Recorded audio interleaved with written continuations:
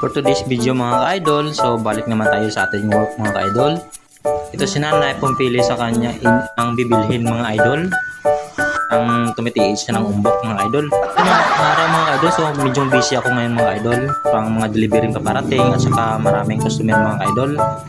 Si nanay yung nauna ang customer ko. So nilagay ko na mga ka-idol sa plastic yung kanyang binili mga ka-idol. At sobra ko ng busy mga idol, naabot ko na yung tok-tok ng bundok dito mga idol.